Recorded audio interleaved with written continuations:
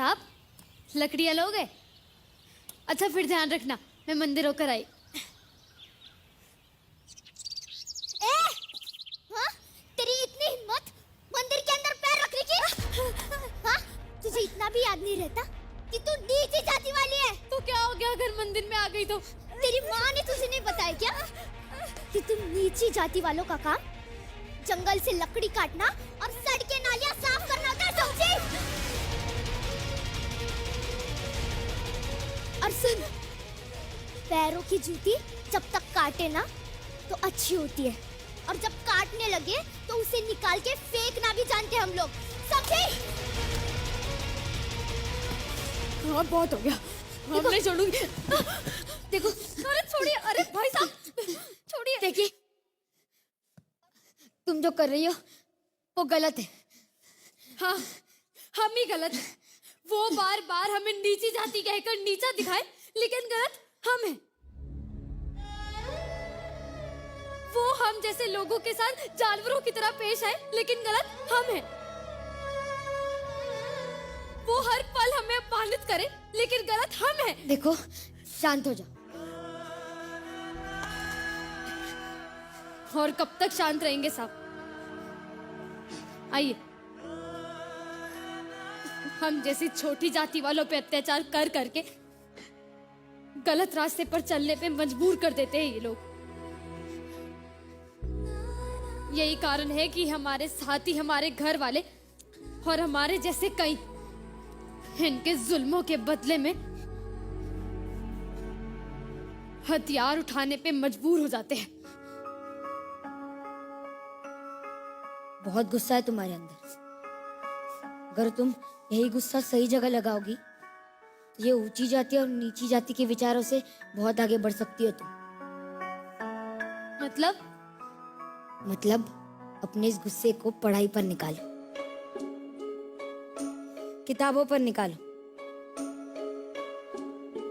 देखना, एक बहुत बड़ा मकाम बना सकती हो तुम।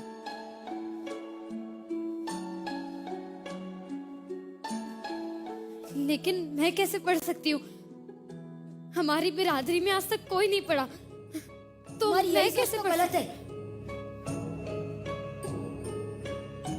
जो गलतियां हमारे पूर्वज सदियों से करते आ रहे हैं, उसे दोहराना जरूरी है। उसकी जगह तुम ये सोचती कि मैं पढ़ लिख कर कुछ बन सकती हूँ, अपने परिवार का, अपने जाति का नाम रोशन कर सकती हूँ, तो आज तुम यहाँ नहीं, कहीं और होती। लेकिन आप मुझे बिना पैसे लिए पढ़ाना क्यों चाहते हैं?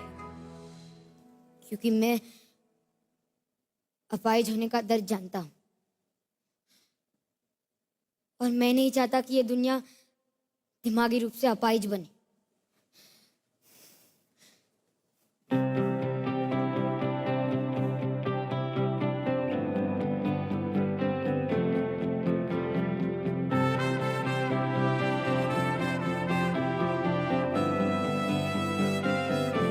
मुझको डरा सके तुझमें वो दम नहीं, सुन ले जहां मेरा फैसला, वो झुक ना पाऊंगा, भले मिट जाऊंगा। इन किताबों ने कई लोगों की जिंदगी के नए पन्ने खोल दिए। इसी तरह गोपाल एक के बाद एक दलितों और वंचितों को सही राह दिखाते गए। वो खुद तो डॉक्टर नहीं बन पाए, लेकिन हजारों की सोच का इलाज कर दिया। उनके द्वारा सिखाए हुए बच्चे डॉक्टर, इंजीनियर और बिजनेसमैन बनने लगे। ये सब देखकर समाज के उस वर्ग की भी आंखें खुल गई जो शायद अपने पद, प्रतिष्ठा और ऊंची जाति के सम्मान के आगे कुछ और देखते ही नहीं थे। मास्टर साहब, क्या आप हमारे बच्चे को भी पढ़ाएंगे? हमें जरूर पढ़ाऊंगा।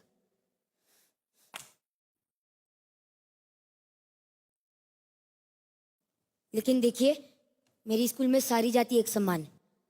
अगर आपको इससे कोई परेशानी है तो मैं नहीं पढ़ा सकता।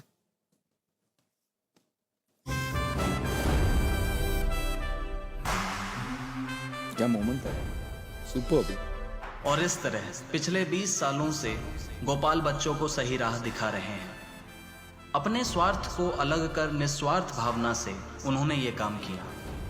इंडियाज़ बेस्ट ड्रामेबाज का ये मंच गोपाल के इस जज्बे और जुनून को सलाम करता है।